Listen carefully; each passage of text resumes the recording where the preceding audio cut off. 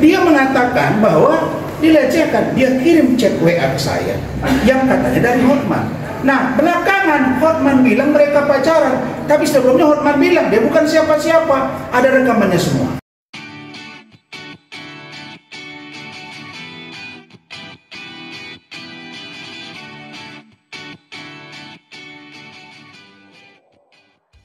Sepanjang dia tidak melanggar kode etik, maka dia tidak bisa diproses oleh hukum di atasnya. Begitu juga dengan wartawan, punya kode etik jurnalistik, ada imunitasnya. Kalau dia produk jurnalistik, tidak bisa. Ini demi kita semua loh teman-teman. Jadi kami, para tim hukum ini, ingin menyampaikan bahwa dari dakwaan yang dibacakan tadi teman-teman, kalian dengar semua. Pertama, sidang ini harus terbuka. Tidak apa-apa, berhukum, ya kan dokter? Dan memang harus terbuka. Kenapa? Karena selama ini yang dibangun image oleh si pengacara itu, seolah-olah dia orang paling bermoral, paling baik, paling kaya. Nah, nanti di sini akan kita buka apa yang sebenarnya terjadi antara percakapan saya dengan Iklim Hakim dan dia dengan Iklim Hakim. Ini poin penting.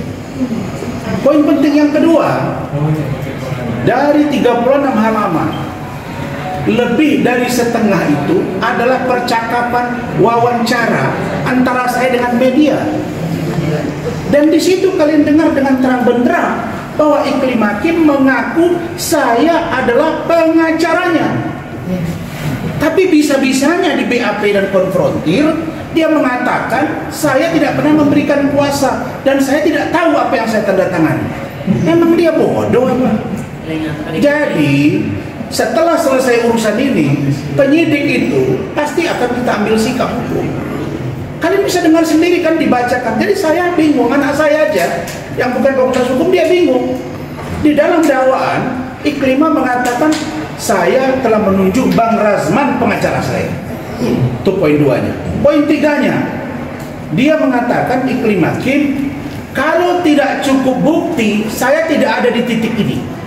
Artinya kalau dia tidak punya bukti, dia tidak akan preskon bersama saya.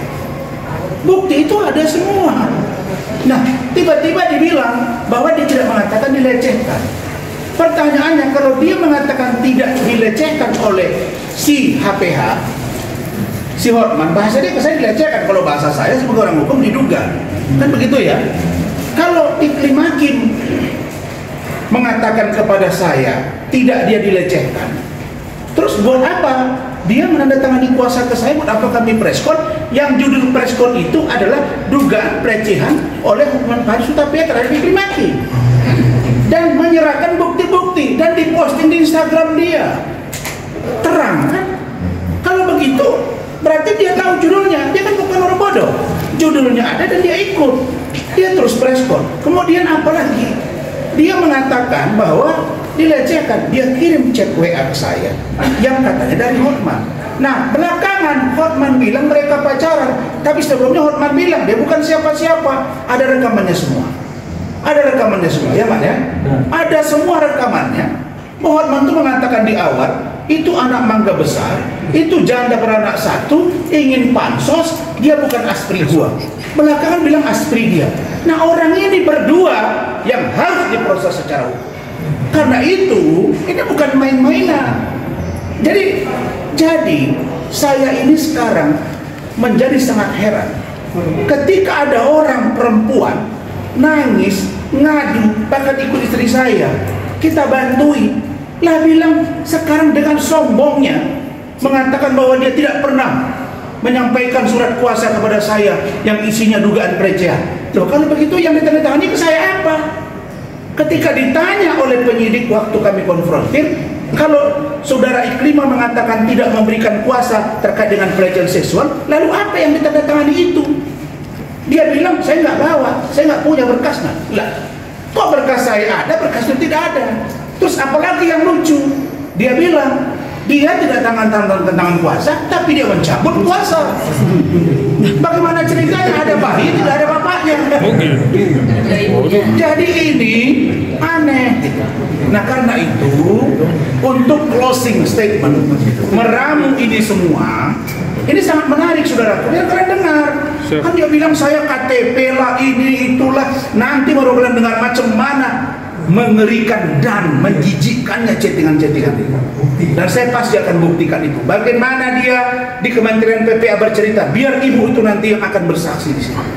Saya katakan, Iklim Hakim, mungkin kau dalam 2 tahun ini bergembira dan menjadi orang yang berbahagia dari orang yang menolong kau sehingga kau merendah-rendahkan saya. Tapi kali ini kau nggak akan bisa lolos karena kau pasti akan malu karena sikapmu sendiri. Begitu juga dengan penyidik. Jadi saya sangat senang kalau majelis hakim begitu tegas, itulah mau saya. Apalagi ibu itu perempuan, makin senang saya. Makin ketat, salah dikit langsung ditegur. Saya nengok ke belakang kena marah saya. Saya tengok padahal saya ada vertigo dikit, saya bilang oh iya. Tapi beliau fair. Lebih dahsyat lagi kan Imam, nggak perlu jemput bawa sini. Takut saya nanti keluar tahan Iklim Hakim. Baru seru.